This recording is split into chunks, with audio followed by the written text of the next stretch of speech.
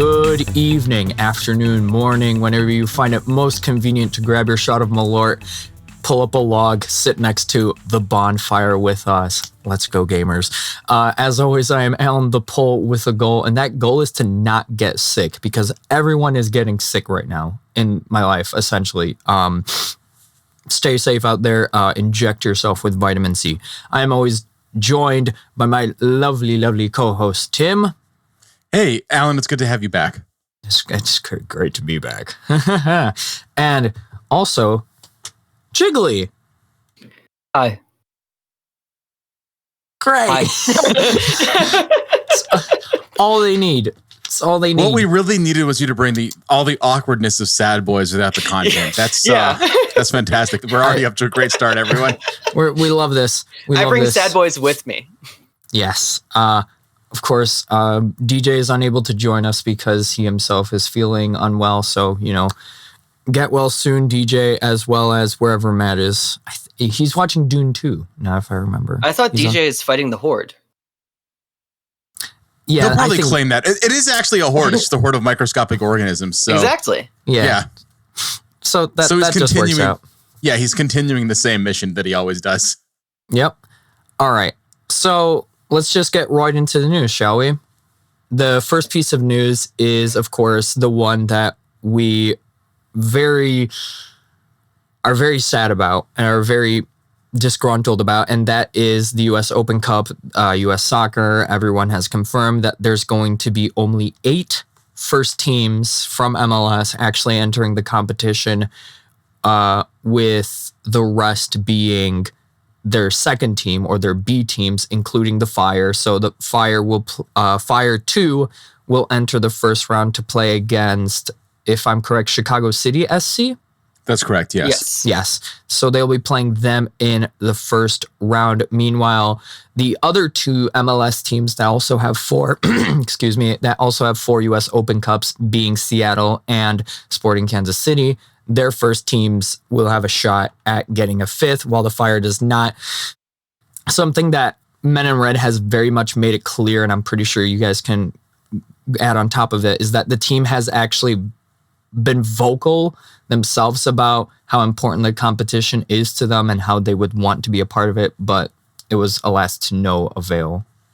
Yeah, so just to make part of the background of this clear, we talked about this earlier, but as a quick refresher, it was the decision for MLS to basically try to pull first teams out and send in MLS Next Pro teams came out of a vote from the Board of Governors, which is essentially just like every owner gets a vote. That vote, normally those votes, it's not quite like a rubber stamp, but all the negotiation happens before those votes happen. What happened in this case was that the vote was contested, which is unusual and almost unheard of. Like normally everyone knows the result because everyone's discussed things and they've kind of like already arrived at consensus before it goes up to a vote. Otherwise it wouldn't go up to a vote.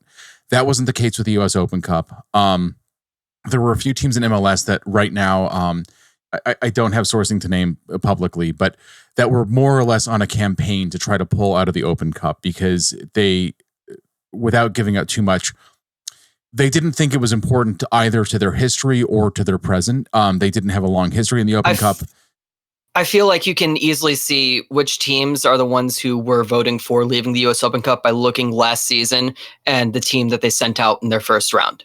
If they put out a B team for their first round, or, I guess in the Fire's case, they did send out a B team, but it was against like almost a pro-am side. But if they sent out a B team throughout the tournaments, they probably didn't care. They probably voted to leave.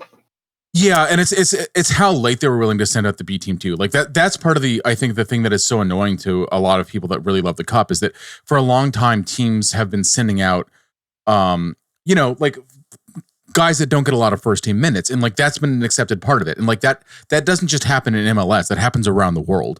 Like they're sending out like 20-year-old kids that are not getting first team minutes in the early rounds. And it gives them experience. And that's a valuable way to gain experience. It doesn't mean you don't take the Cup seriously. What happens is you take the Cup more like it's a competition you take seriously. It's just, you kind of calibrate your squad for how difficult you think the opponent will be. And unfortunately, MLS teams are not being allowed to do that.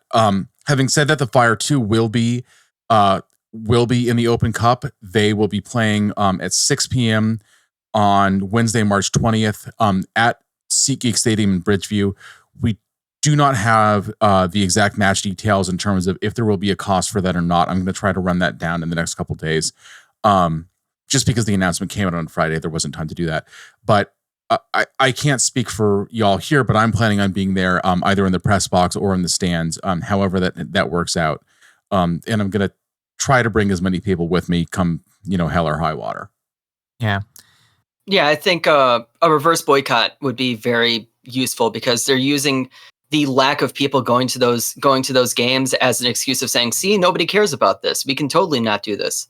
And it feels very interesting that they put the house game just an hour later in Elmhurst.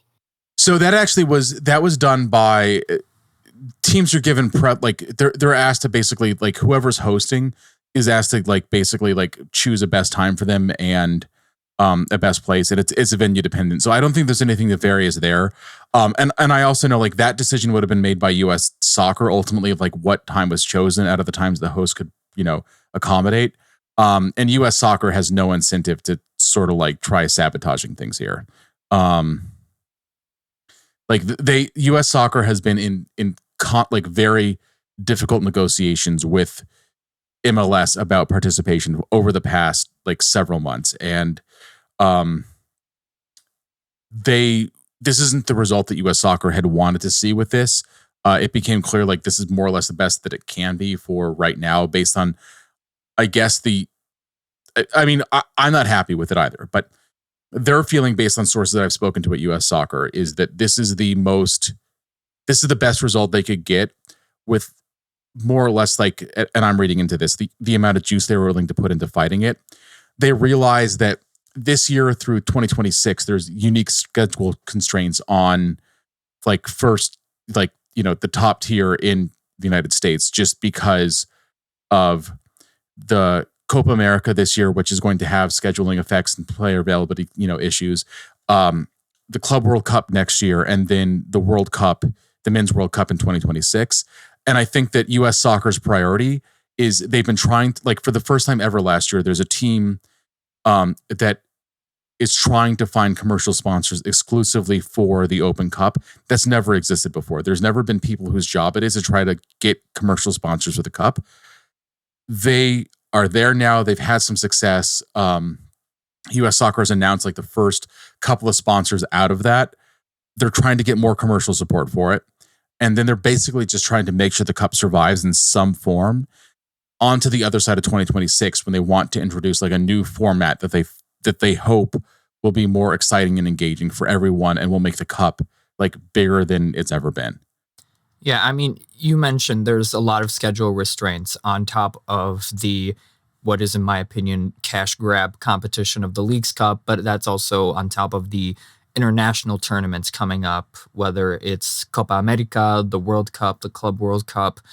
But my hope is that, and my fear is that this doesn't become this quote unquote works, let's just keep it forever.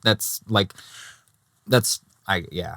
So if you read between the lines in the press release that when the US Soccer announced the tournament format, they kind of made it clear that the 2024 format is for 2024 only. And there have been negotiations on 2025 and again 2026. I think everyone is having the most trouble with, just because it's acknowledged that there's going to have to be kind of a break for top flight men's soccer in the United States during the World Cup. And that's hard to do when you're already kind of in a compressed schedule, just given everything else, plus Leagues Cup, which, MLS did make as its own sort of schedule constraint. But I would expect that there will be a different format in 2025. Mm-hmm.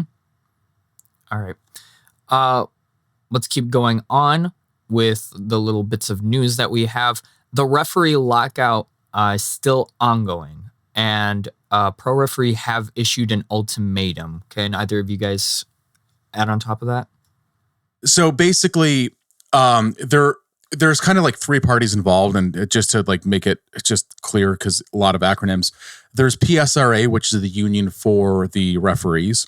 there's PRO, which is technically the company that hires the referees. And there's MLS, which is more or less like the customer for PRO. And so this is all kind of a shell game. Like PRO is headquartered in the same building as MLS headquarters in New York City. It's the same floor. Most of the board officers of PRO are MLS executives. There's a reason for this. It exists to be a separate legal entity from MLS so that they can kind of play a little bit of a shell game and say that some things are under PRO's responsibility while other things are under MLS's responsibility. And PRO has basically said that the offer that they have given the referees is the best offer that they're going to give. And if they don't accept it, basically by the time that this podcast is out, the offer is going to get worse over time. The referees have responded that they've been trying to get the media out like wherever they can, basically describing like how much money they've been making, what their working conditions have been, and what it is they're fighting for. So I encourage anyone, you can basically Google like those, like any of the organization names. So PSRA, PRO, MLS referee strike, and try to find some of that. And you can sort of like reach your own conclusions about what's going on here. I will say with that whole deal, I mean, it's the person that we keep hearing from about that is Nelson Rodriguez. He's a name that keeps popping up, and I'm just real annoyed that he's still involved. He's like you can say like a bad penny, but like it's like if a bad penny was worth $100,000 and caused cancer. He's the boogeyman of U.S. soccer right now. So yeah, Nelson Rodriguez has been leading the negotiations both for the referee strike and for MLS in their negotiations with U.S. Soccer on the Open Cup. Just to make that abundantly clear. Yeah. All right. A slight sigh of relief. We do have a report that Andrew Gutman, who unfortunately had to come off the Philadelphia game incredibly quick into his debut, it is reported that he is out for 3 to 5 weeks. There was a bit of an initial panic that the injury could be a lot worse, possibly season-ending, which would have been just a real shame, especially for his return to Red. Can any of you guys add on top of that? I will say that I called it while we were still in the car watching the game, and Tim can vouch for me because he was right there. And I said that looks like a hamstring, 3 to 5 weeks. and that's exactly what it was. Yeah, Jiggly and I were. My wife was driving. By the way, we weren't like watching a game while I was driving. But we were running late to the watch party because we decided to go to it very late. So we started watching the game on my phone, and Jiggly called it instantly. Hamstring injury, not a tear. And that's like what it looks like it probably is, although we actually don't have confirmation from the team on that. That's all from secondary and third-hand sources. Well, when they say upper leg injury, that's usually that's either a quad or a hamstring, and he's reaching for the back of his leg. The team, though, has not confirmed Gutman's return to service officially, and that's been a point of contention with some of the people that cover the team. Yeah. But we do have sourcing to confirm that that's what it looks like it is. So look for 3 to 4 more games for Gutman to be out, which is unfortunate. I mean, it's not what anyone wanted. I mean, it's certainly not what he wanted. 2-3 minutes into his debut with the first team of the team that he grew up with. But it is a lot better than I think what a lot of people were fearing initially. Yeah, just all the power to Andy and his return. All right. Just before we move into the big meat of the stuff, of course, if you want to read on top of everything we just talked about, so the referee lockup or the Open Cup debacle, you can find all of that on menandred97.com if you want to read a bit more into that. Now to get into the meat of the podcast, of course, being the debut of the Return to Red kits. The Fire played against Supporter Shield winners Cincinnati in front of about 26,000 for the home opener. Before we talk about, all the stuff that happened in the actual game itself, you two were able to be at the game. Those who follow the MIR97 pods X account or Twitter or whatever, you would have seen that I wasn't able to go because of higher educational requirements.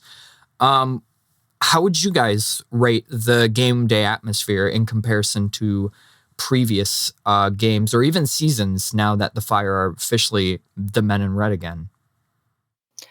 My mom brought cupcakes and I wasn't able to eat any of them. That's a shame. I'm sorry, man. Why not? You were there. You're at the tailgate. I just never ended up eating any of them. That's a constant problem. When I'm at tailgates, like you keep on talking to people and everyone's like, hey, hi, how are you doing? And like by the time you're like, oh crap, it's like time for me to go into the stadium. All the food is gone. Yep. Yeah.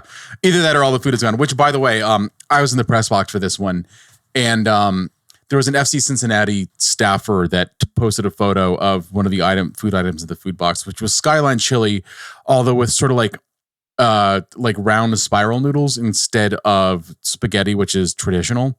And then basically implied that it was like the Fire trolling FC Cincinnati. I've checked with a Cincinnati-based like food critic that I know. He says for a warming dish, that's entirely the right noodle and spaghetti wouldn't hold up. So I don't know what they were complaining about. And more to the point, they ate it. They ate all of it for the first time ever since I've been in the press box. The food was completely gone when I arrived an hour before. So me and a couple of the reporters that I arrived around the same time as, ended up having to go down to like the actual like main bowl of Soldier Field and just like buy tacos because you got to eat. Yeah. The match day experience, because we've talked about it in previous episodes that the Fire were reaching out in terms of like new traditions and whatnot. And it seems like they've landed on a tradition that when I saw the pictures, looks pretty cool. It's called Sound the Alarm. And it's essentially they have a person come out with the fireman's axe, they break the glass and they sound the alarm. And it looks pretty cool. It looks like an old like firebox. And it says, in case of Chicago Fire FC, which is, I think it's cute. And they had for this game, they had Chicago Bulls player Andre Drummond do the honors. When I saw the pictures, it looked pretty cool. It was unnoticeable. I didn't notice it. I had a number of friends that were in different parts of the stadium for the match. They did notice it. They thought it was cool. They liked it. There were flames. So it is kind of a mixed metaphor, but then again, the Fire altogether is a mixed metaphor because like the team name is in reference to the disaster, but the logo is like inspired by. And the real reason with the name is the rebuild from the disaster, and that's why we talk about it. Yeah. Right. So there's like all kinds of, but just naming it after like the Fire, like the event that happened, and then using the fire department logo is like, actually amazing trolling when you think about it. And I will maintain that it's amazing trolling. But that being beside the point, we're continuing that mixed metaphor now where to pull the fire alarm thing, that's what releases the flames, which like is not, I don't believe that is the thing that actually happens when you pull one of those. I don't know. You read Fahrenheit 451. Oh, well, that's a fair point. Hey, literary reference, everyone. We're cultured. I read that in high school. So, but it was cool. Andre Drummond thought it was cool because he broke the glass with it, which you do with like a giant like fire axe, and was so excited about it that he was like wielding the axe around that he forgot to pull the thing at first, which was a little bit funny. You can find the photos on the Fire's Twitter or X account, whatever we're calling it these days. It's Twitter. It is Twitter. It's the Sears Tower. It's Twitter. So it says like break glass. And then it says pull down in like very large lettering. And Drummond was just so excited about having that axe that he just didn't pull it down. All right. So moving on to the actual game itself. Of course, the result isn't what we wanted. The Fire unfortunately dropped all 3 points to Cincinnati. Final score 2-1 Cincinnati. From what I heard, because I wasn't really able to invest much time into the game. Like I said, at the concert, and I was out of house all day. I literally showed up like 5 minutes before we started recording. From what I heard, it wasn't really team errors, rather individual errors. And the name I saw popping up was Rafael Chihos. I will say that was more or less head coach Frank Lopez's assessment of the team's performance, and I think is mostly fair.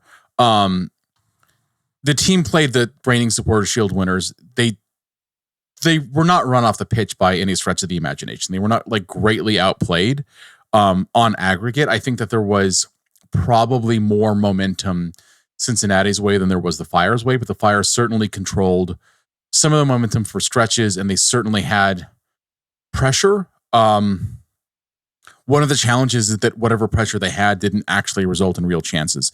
They had one shot on target the entire match, and that came from Xherdan Shaqiri from the penalty spot.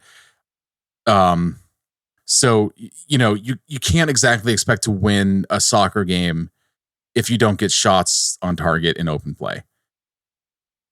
I think that's what Alan was saying with like, there's probably a lot of people who would say like everything was even there. And if you look at the stats, everything is pretty much exactly the same. Like it's to the point where like if you hand that to a scientist, they'll say, yeah, we'll call that the same number.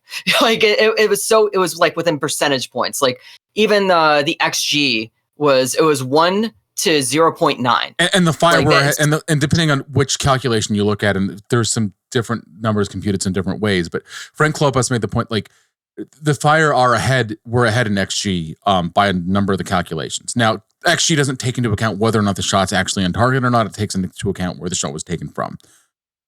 Yeah. So it like that whole thing is like, oh yeah, everything is equal.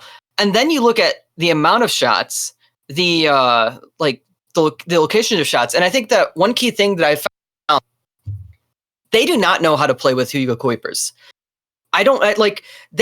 He keeps getting the ball out wide. And I saw this last season with Kai Kamara where, there's only one player who knows how to handle finishing the ball inside the box.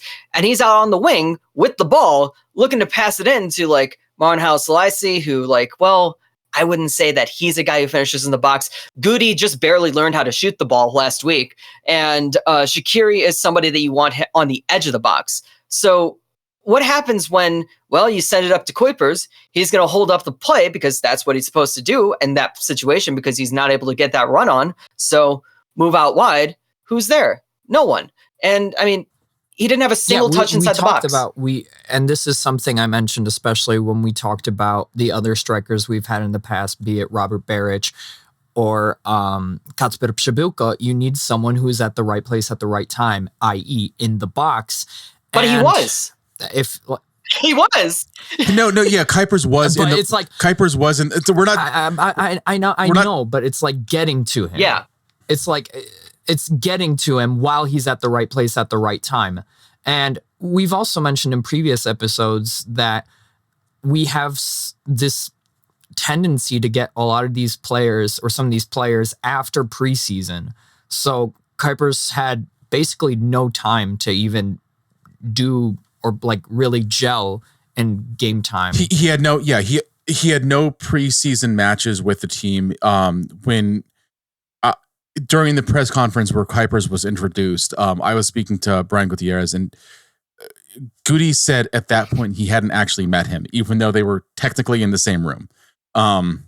So like that says something that was like less than a week before the Fire's season opener at Philadelphia. I mean, on watching it last week, I will put it on.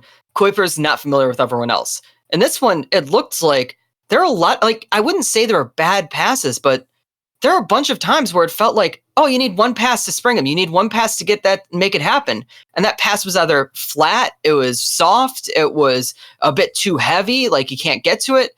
So it goes from him not quite getting to the ball to now the ball not quite getting to him. And I think that is an issue. By the way, there is one quibble I'm going to make. Kuipers did have touches in the box. No. It just was, no, he did. It just was the Fire's box. Oh. He was the player. He cleared the ball away off of a Cincinnati attack off a corner, and like it went from Brady to Kuipers. Kuipers cleared it away in like that is a very clutch move from the Belgian striker. Not really what you're paying a striker to do. If you count it as that, that's 5 touches inside the Fire's box versus none in the opposing box. So he did have touches in the box, just not the one that you expect. No, that's a shame. Like if you look at his heat map from like where he was touching the ball for that match, like it was like center of pitch, kind of like the border of the final third, which is basically where for the past couple of years, the Fire's, like that's been where the Fire's issues happen. Like right around like that border, like right going to the final third, the attack seems to break down. Which it's weird because we always thought that was more about the lack of like a striker that's getting in the right positions. Because obviously, yeah, Beric was not that good at that. Casper was not good at that. And like even who was last? No, that was Casper. Okay, I thought there was another person somewhere in between, but like they weren't good at that. Kuipers, he's getting in positions, and now we're seeing, the passing isn't actually that good. Like we can pass it around before the final third, not in it. And I think that will take time. I think what was sort of interesting about this match was you're facing the reigning Supporter Shield holders. You're facing the reigning league MVP in Lucho Acosta. I think the Fire more or less took Acosta out of the game in open play. Now, a little bit of that is like there have been some squad changes. They were missing Luca Oriano, who was basically their attempted, Alvaro Boreal replacement. He's 2 matches in and is not really playing his, first position, but he was out for family reasons, which unfortunately it's a sad situation. And I do like one thing that I really do respect about FC Cincinnati as an organization is they do seem to really take care of the players and their families in situations like this. And so I'm glad that someone going through what he's going through, it has that support with him, but he was unavailable for the match. Bupinza was dealing with a hamstring issue. There was a couple points in the match where he was like grabbing his hamstring. So even though he was playing, was he at 100%? I don't know. But even with that though, like there are other weapons that FC Cincinnati had available, and Acosta is the guy that should have been, like pulling the strings for it. And he really was a non-factor except for, off corners and a couple plays here and there. And I think that's to the credit of the team. What's surprising is Frank Klopas was trying to play a more offense-heavy lineup, and yet what ends up happening is we look pretty good defensively, but don't get a shot on net.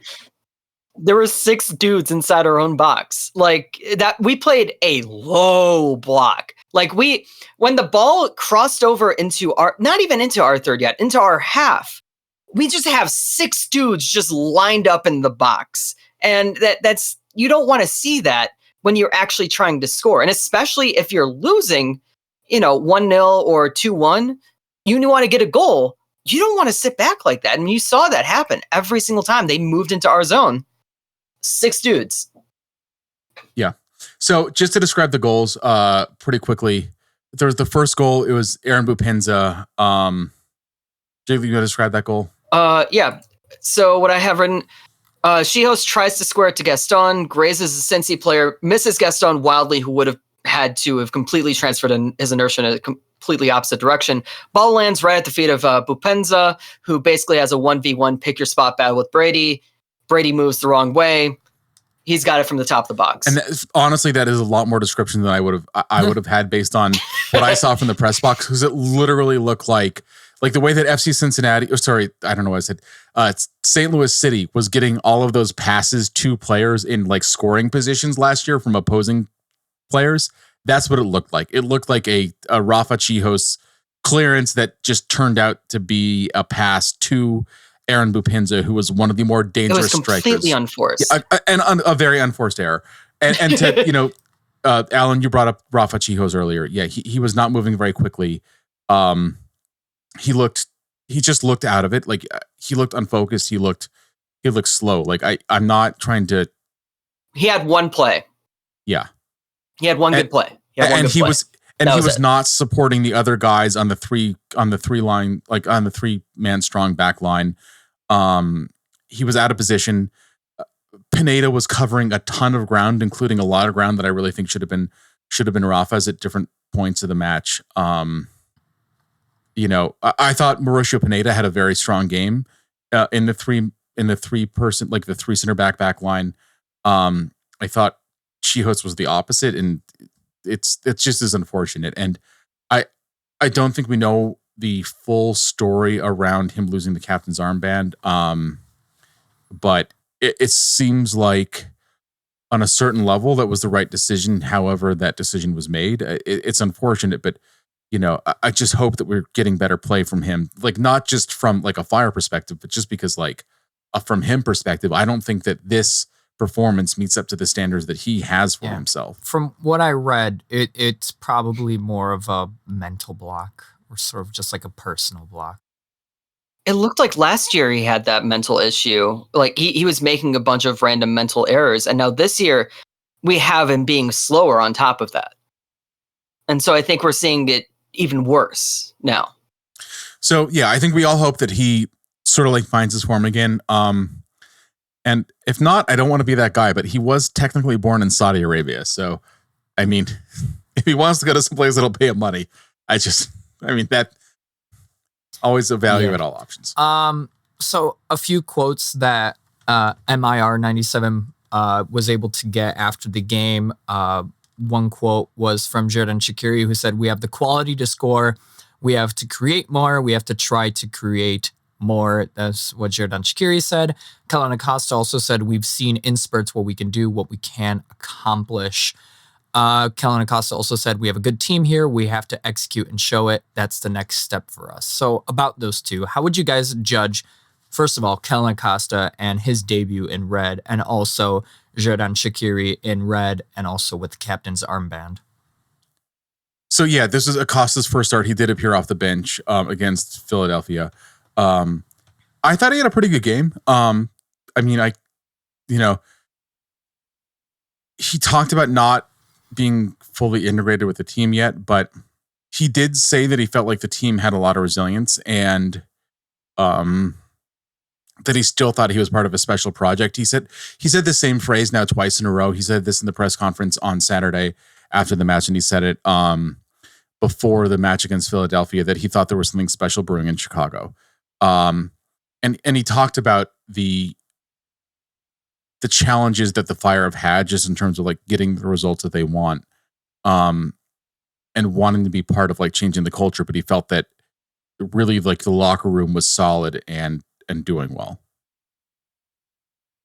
I think that Kellyn Acosta plays in a position that is defined by not knowing he's there. I'll be honest, like, because that specific 8 role, like, to me, like for me, whenever I think of like what is the platonic ideal of this specific player archetype, I always think of like the 2019 Chicago Red Stars. And so like Mo Bryan was very much someone's like, if you don't notice her that game, but she's doing everything. That is a good shout. That is a very good shout. Yeah. I always think of it like, oh yeah, you got DiBernardo as the 10, 6 is Danny Colaprico.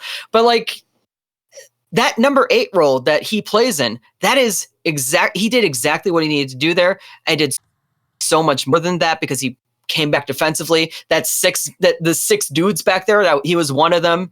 And he was able to shuttle back and forth. He was doing a very good job at what he could do. And, he took some shots as well. The problem is of course, there's shots from outside the box. We've got most of our shots are outside the box. So I also like, I think the other thing worth mentioning is he was playing kind of a role that wasn't entirely the role that he was signed up to do, but also while the team was playing in a formation that like we've seen them very rarely play before. And with a number of new pieces, like I can't believe that this had this much practice behind it, because we didn't really see. Not even rarely. It was a formation that seems very stupid in my opinion. What was it? Was it like a 3-4-3? It was like, it's like a box in one. It's a 3-3-3-1. Yeah, or it was like so it was essentially a 3-man back line initially. Then there were 2 wing backs. Marin was kind of pressed to it like into being one of the wing backs, which I thought was an interesting choice. And then across from him, why am I blanking on the name? We had Fabian Herbers. Why am I blanking on Herbers' name? Jeez. Like the person that's playing Morgan. How can you forget Herbers? So, how could you forget Fabi? Yeah, so we had Herbers on the other side from him. I thought Herbers again had a pretty decent game. It wasn't obviously as notable as the game against Philadelphia because he didn't get a goal and assist. But we didn't mention the second goal, which that was him losing his mark. That's a completely different thing I need to talk about with Seppi. So we'll get to that in a second. Just talking about the formation. Yeah. Then Kellyn Acosta, Gaston Jimenez, kind of like playing sort of like a center defensive midfield role. but they like lined up more or less in a line with the two wingbacks, so Herbers and Haile Selassie. And then it was Guti and Shaqiri, depending on how you want to look at it, they were either kind of like playing like a dual 10 role, or like potentially, sort of like winger roles, but like they really didn't play like wingers in practice. And then Kuipers as the striker. Yeah. So really quickly, we want to go over the other two goals. Yeah, we'll talk about the Cincy goals too. Fine. Yeah. Because almost immediately after the goal that Chios gave up, basically almost off kickoff, Guti cuts into the box. Nwobodo from Cincy sticks his studs right into his foot, and it takes so long for VAR to catch up on that. That was like almost immediately after the goal, and then it took about like 3 minutes for them to finally pause the game and like, wait a second. Oh, we do have to check VAR. It was so the game stopped. Guti went down. It didn't seem like it was that serious. Like it didn't seem like everyone was like, oh my goodness, like is this like it wasn't like the Gutman situation where you're like, this could be the end. From the press box, it didn't look like it was that much contact even. It was clearly contact in the box, but it was a weak foul, but it was still a foul, Exactly. And it was inside the box and inches inside the box. And it was sort of funny. I mean, not in a ha-ha way, but like in more of an ironic way. This is like the third or fourth time we have seen Guti, who is like not the largest, like biggest physical presence you will see among soccer players, fouled just inside the box.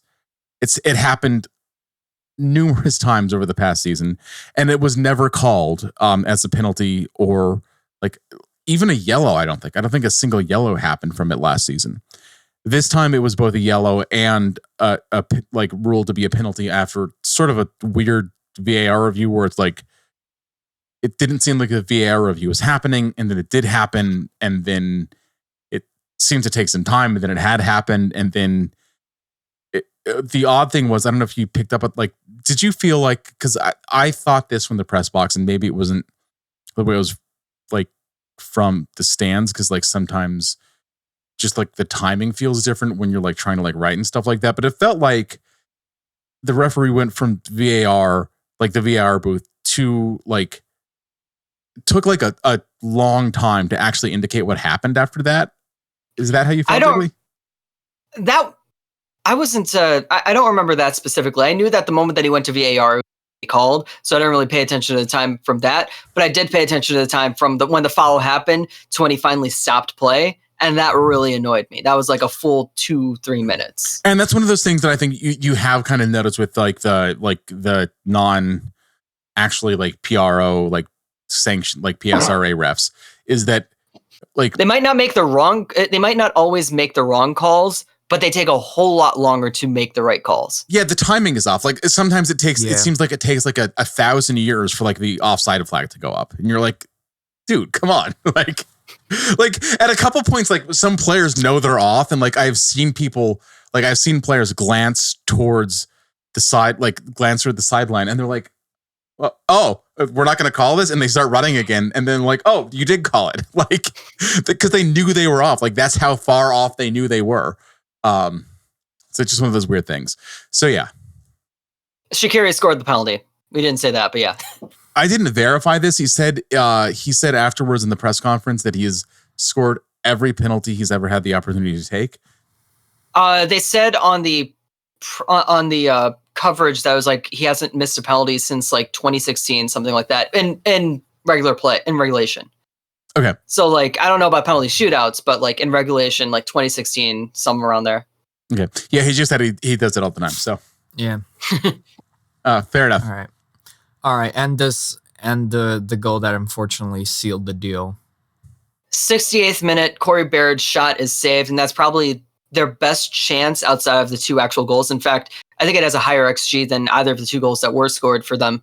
But his shot was saved, and the ensuing corner is a Miles Robinson goal. The ball was sent low into the scrum and basically just bounces off of Miles Robinson. Ferbers loses his mark, just goes in. I mean, it felt to me like Robinson was left unmarked. Ferbers was on him the entire time until just when the ball came in. and then he stopped. But it was like a very quick, I don't even know if it was like, you can even really call it like a flick of the boot from. That's what I mean. It just bounced off of him. I don't even think he kicked it. I think that I was going to bring it in that like you made a big deal about getting a set piece coach in. And the way that we've been defending set pieces, I have been so confused about it. Both games so far have been weird to look at. Mm. So I'm hoping it's like that thing where when you get someone in to coach something, performance dips and then it recovers and gets better after that because you're like trying to change things. Because like a set piece coach, like they're primarily working on like taking set pieces offensively, not the defending edge of it. Like obviously you've got to have guys lining up to do both, most of the time, although sometimes you're just using like traffic cones and whatever for man marking. But it's been a concern. It just, and again, like, but at the same time, it's not like this is a new problem. It's not like the Fire were like experts at defending off corners before. Like they have failed to defend off corners and left people unmarked for seasons across multiple head coaches at this point. All right. Any last final thoughts about Cincy before we head to? I'm realistically, I just have to like let it out. The formation was weird. I can't believe that these guys were that comfortable with it. Like, and I know that a lot of them are professionals, but like a lot of them are also professionals that came up in the Fire system and they haven't known other systems than the ones that they've been, experienced over the past couple seasons. Mm-hmm. They were not played off the field. Like that's the thing. Like defensively, it was not a bad performance. They made some individual mistakes. The weirdest thing is, again, like Frank Klopas, when he was asked about the lineup, he said that he was trying to put a lineup that could score goals. They were at home. They thought they could have the advantage. They wanted to try to score goals. And he put out a lineup that when you look at the talent, like there's a lot of offensive firepower on that. Like Kuiper, Shaqiri, Gutierrez, like Kellen Acosta. But they didn't play with it. They didn't play with it. Yeah. And so the odd thing is what you end up getting is with a lineup that has like players that should, Marin Haile Selassie is a wingback. Like he's a winger playing as a wingback. Like you'd think he'd get involved in the offense.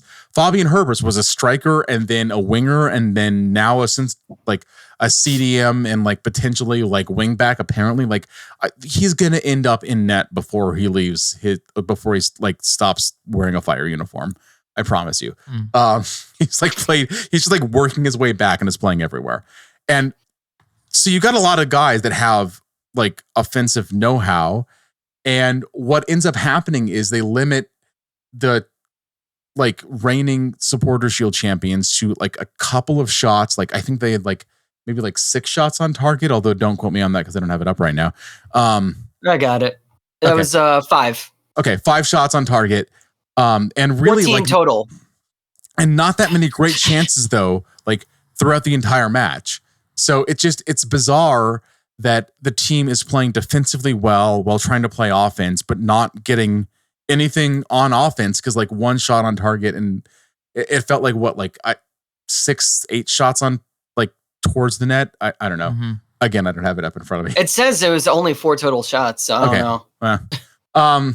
So even fewer than I said. But I mean, again, like when you look at that lineup and you look at the offensive firepower that you think should be there, it's just not enough. But at the same time, you can't argue with the defensive performance. So,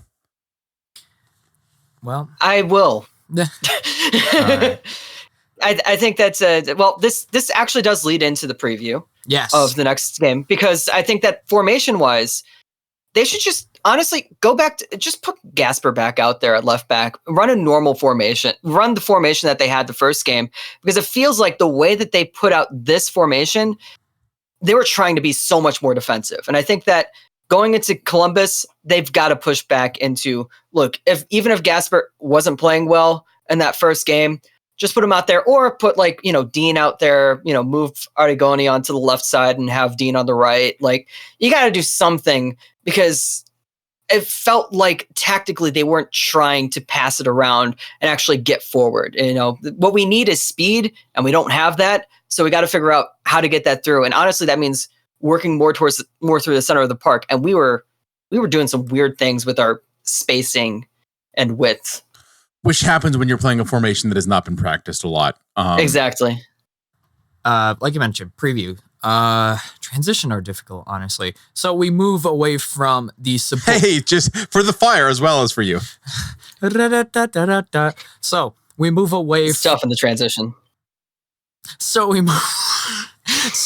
Glad to be back on the bonfire. So we move away from the Supporter Shield winners to the MLS Cup winners in Ohio this time. The Fire will travel to Columbus to face the 1-1-0 reigning MLS Cup champions. Columbus, they opened the season with a 1-0 win against Atlanta. Then they drew Minnesota United last weekend, 1-1. They will face the Houston Dynamo midweek in CONCACAF Champions Cup. We sort of said this in the previous two games as well, both with Philly and with Cincinnati, that they both have additional games, basically, and less time, I guess, to rest. Will that actually prove advantageous to us this time around? To be honest, I'm a little bit interested to see how they approach the match against the Dynamo, because it is an MLS opponent rather than, like they're not going to like somewhere like they're not having to fly to like Central America for this. Dynamo without Ache still, unless he's available for the match, which, hasn't been the case so far. I wouldn't be that surprised. I mean, Wilfred Nancy he seems to have a vibe for when guys are ready to take the next step.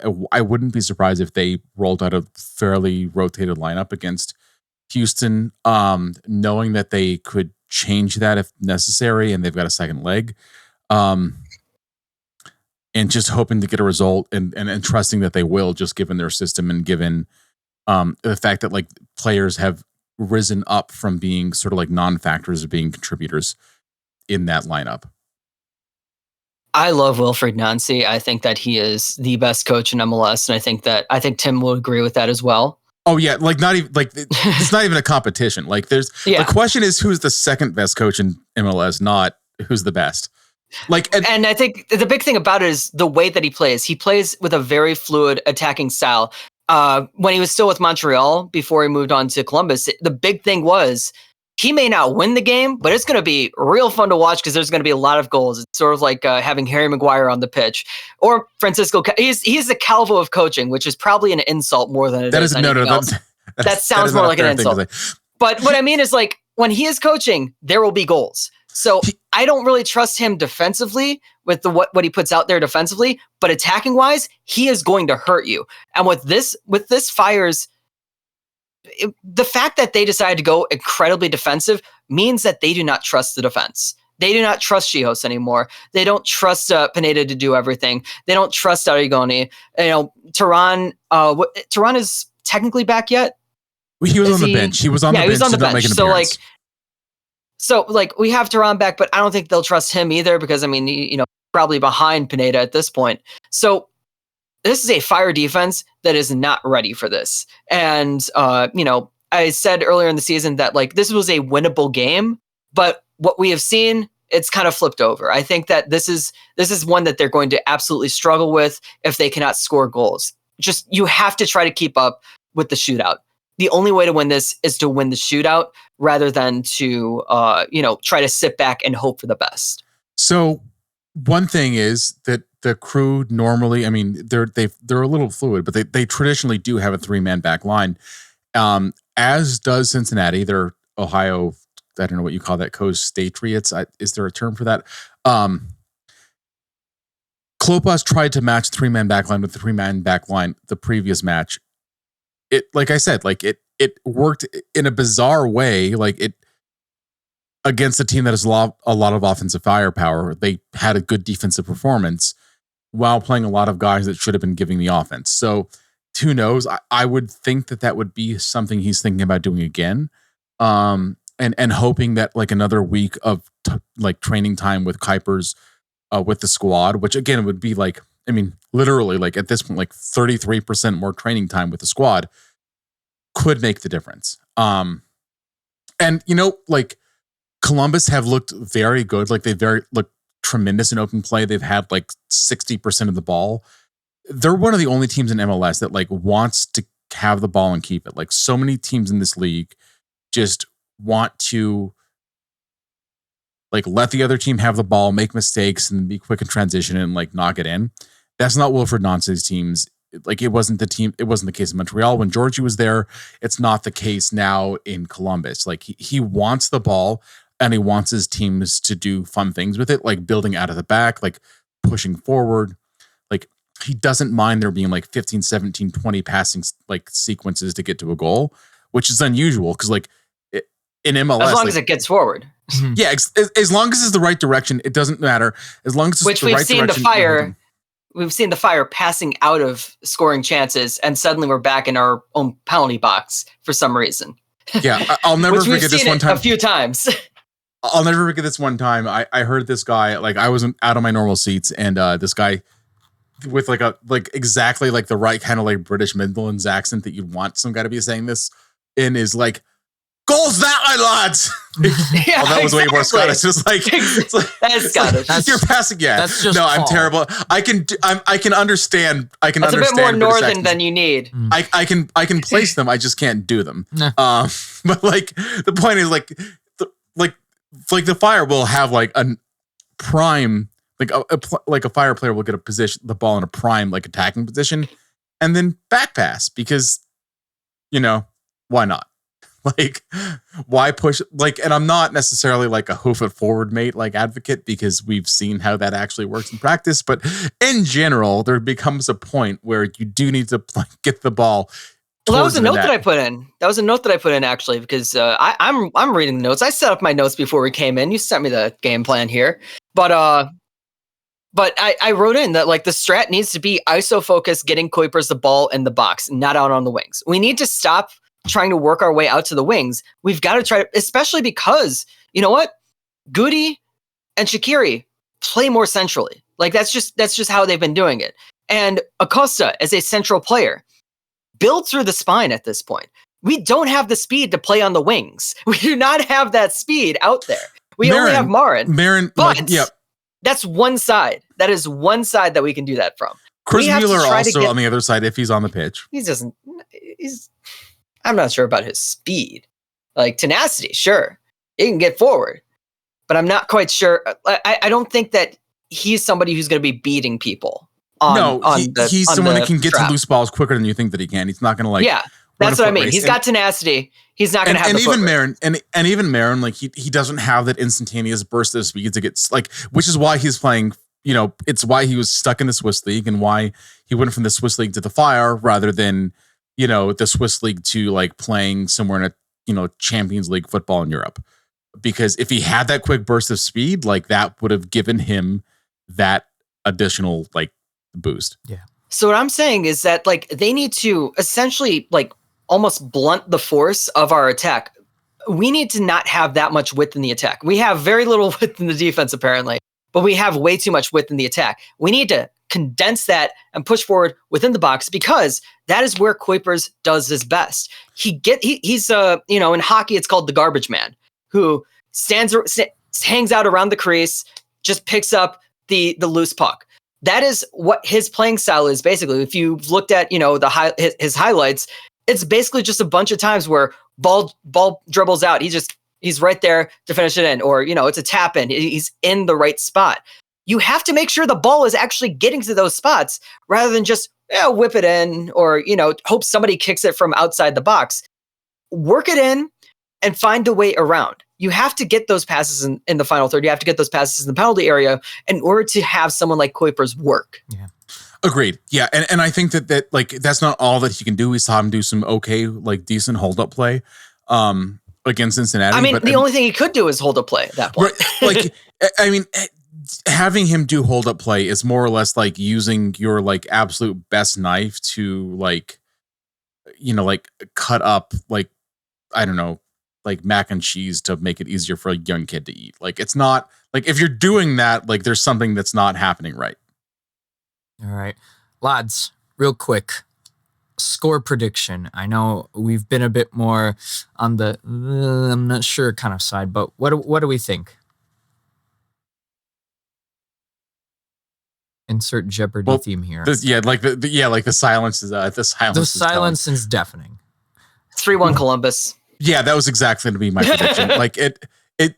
They are, no offense to some people that are old in South Florida, like they are the best performing team as a unit in the league. They did not lose a step. They didn't change many of their personnel.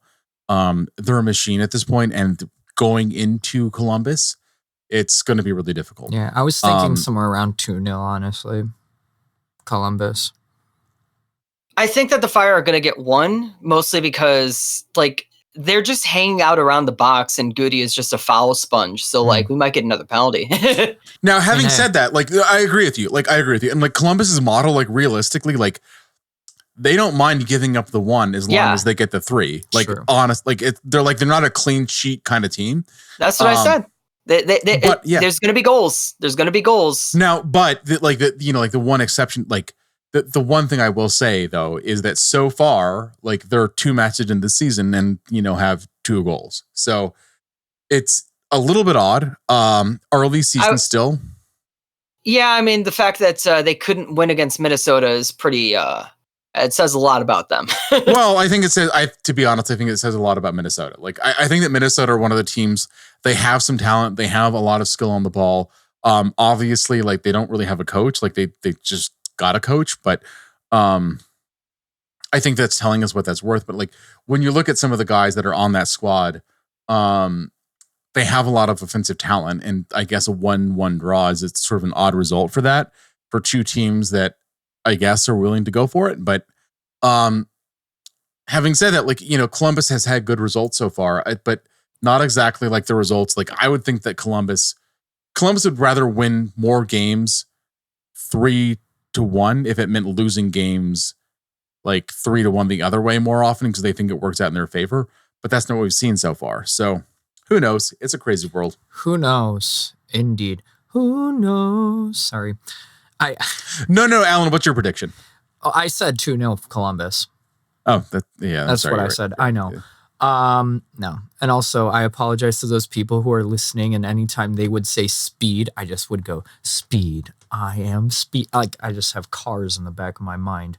But yeah, no. Well, I mean, Gargura, the biggest fan of Lightning McQueen, behind you. Oh, man, would you like to talk about our Lord and Savior Lightning McQueen? Savior Lightning McQueen? Yeah, there we go. He won the Piston Cup! He won the Piston Cup! Okay. Ladies and gentlemen, thank you, of course, for listening all the way to this episode of The Bonfire. I almost said MIR97 podcast, but that is because it was the first iteration for me. Of course, if you haven't already, follow MIR97 pods on Twitter. We're just calling it Twitter.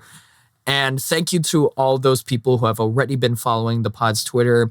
On there, of course, you'll get updates about the podcast. You'll get the forums and all the information, as well as for hot takes if you want to follow the live show. That happens every month. And also, you'll see some tweets and posts from the podcast boys. Like I mentioned in the beginning of the episode, I was able to put something up there before the game. And follow along, of course, because there's going to be giveaways. There was the scarf signed by Hugh Kuipers. There was also supporter section, seats. So who knows? So at a sold out match for the supporter section, by the way. Sold out. Exactly. So hard to come by. Again, I'd like to thank my co-host Tim and I almost said DJ. I'm just so used to saying Tim and DJ. Tim and Jiggly. Thank you so much, Jiggly, for coming on. We get it. All white people look the same to you. It's fine. All autistic people look the same to you, don't they? Ouch. That's okay. All right, we're gonna have to find a new way to end this episode positively. I thought you guys were gonna ask me to plug things, and I was gonna say oh yeah, there's Sad Bois, but also I'm just gonna plug Avatar: Legend of Korra. You should watch it. It's a wonderful show. Sure. It's got really complex and deep adult themes in it, and I think that it's really underrated. Yeah. And I'm just gonna, and you know what? Just to spite you guys, I'm gonna add. I'm gonna have everyone check this off their bingo card. Connor Bedard. Okay. Hey! I was gonna make a Connor Bedard joke when you were talking about the knife thing, because I was like, yeah, but let's bring it back to hockey. If you put Connor Bedard as garbage man. Yeah. All right. So as always, I have been Alan, the Pole with a goal, joined by Tim and Jiggly. Just come on, you men in red.